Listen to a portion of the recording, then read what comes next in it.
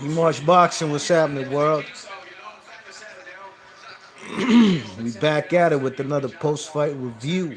Jono Carroll, 17-1, I believe, versus Scott Quigg. Scott Quigg, man. Scott Quigg, man. Tonight wasn't his night. Jono Carroll, only man with a guy with only 3 knockouts in his career. He came to fight tonight, you know what I mean? The man, Jono Carroll, the first 4 rounds was all his, you know what I mean? With the exception of maybe round 2, which I gave to Scott Quigg. Besides that, it was Jono Carroll in the first 4 rounds just using his lateral movement, pivoting, throwing his jab, right hooks to the body, right hooks to the head, you know, using a lot of punch variety. You know what I mean? The man Scott Quigg. Let me hear this guy right quick.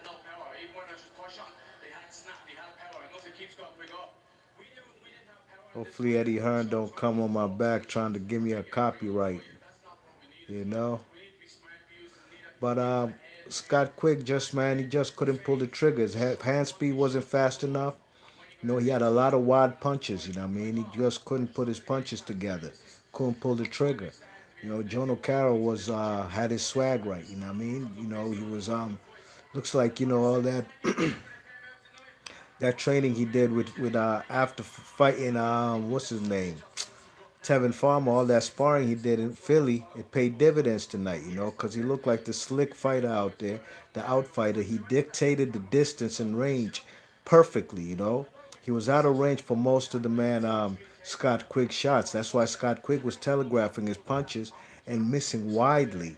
You know, Jono Carroll was looking like a defensive maestro out there, with the exception of, I think, in round 3, he had his, I believe his right eye was cut, you know what I mean? I don't know if it was from a punch or a headbutt, but it didn't seem to affect him, you know. Scott Quigg for sure is definitely the bigger puncher, you know. He was definitely the puncher, especially at 122, where he was a champion, you know, a WBA title holder. But at 130, I'm not saying his power didn't carry up. He just couldn't pull the trigger. Let me hear what Scott Quigg got to say.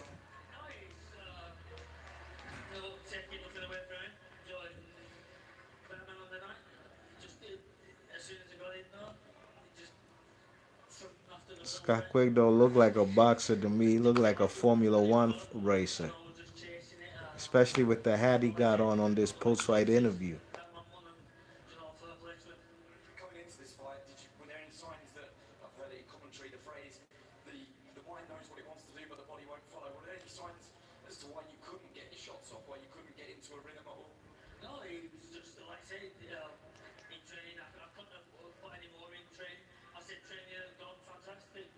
Yeah, man, Scott Quigg was just outclassed in there, you know.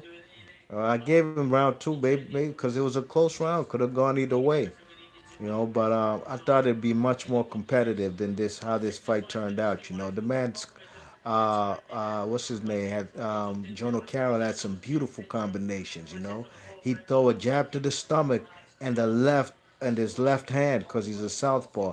Straight jab to the stomach, straight left behind the jab to the stomach, followed up by a right hook, and then he'd get out the way. You know what I mean? He did that in round 5.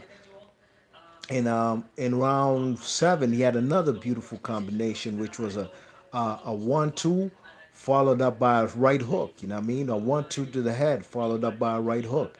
You know, Scott Quigg had a few punches in there, some very few and far in between. You know, occasionally he had some uppercuts. You know, Scott Quigg really wanted to operate from the inside. You know what I mean? When he got on the inside, at least he started letting his hands go, throwing right and left hooks to the stomach. You know what I mean? Trying to throw right hands over the top. But the man, Jono Carroll,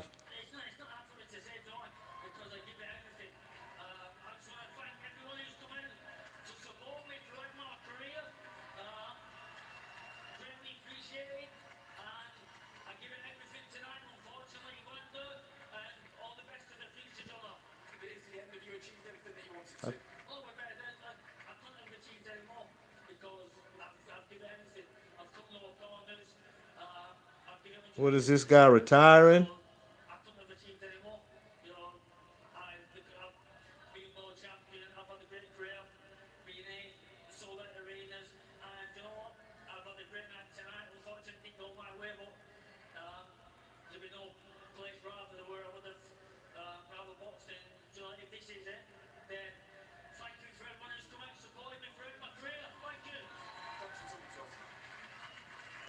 The guy who gave a speech like he wants to retire. I hope not. I still think he has some fight left in him, you know? Scott Quigg, is still a young guy. I think the guy's probably in his early 30s, you know what I mean? But, the combination punches from the man Jono Carroll, the jabbing and pivoting and keeping a lateral movement at all times, not staying on the ropes. And in the round 11, while he was on the ropes, Scott Quigg missed with a big shot. I forgot whether it was a left or straight right hand. And by the time he got out of position, Jono Carroll pivoted perfectly and then threw a straight left hand. Bang! You know what I'm saying? Straight left hand that hurt the man, Scott Quigg. Scott Quigg, after that, wasn't throwing no more punches. The guy, Jono Carroll, got through with the barrage of punches. Then he started taking his time, just chipping away and pecking, catching him with the jab, straight left hand jab, going to the body. Not wild shots, but picking his shots wisely. And this corner man, they throw in the towel in round 11, you know what I mean? Jono Carroll, it could have been even stopped in the earlier rounds, to be honest, That straight left hand, and that was another round, I believe like round 10 or round 9, where the man, Jono Carroll, made a miss. And the man, Jono Carroll caught the man, Scott Quigg, with a straight left hand. Bang! Scott Quigg didn't even move his head. And then he caught him with another straight left hand. And that's how it almost looked in round 11, with the left hand on the ropes that started the beginning of the end for the man Scott Quigg. And he got stopped in the 11th with his corner thrown in the towel. Best performance I've ever seen from the man Scott Quigg. I'm sorry, Jono Carroll, no question about it.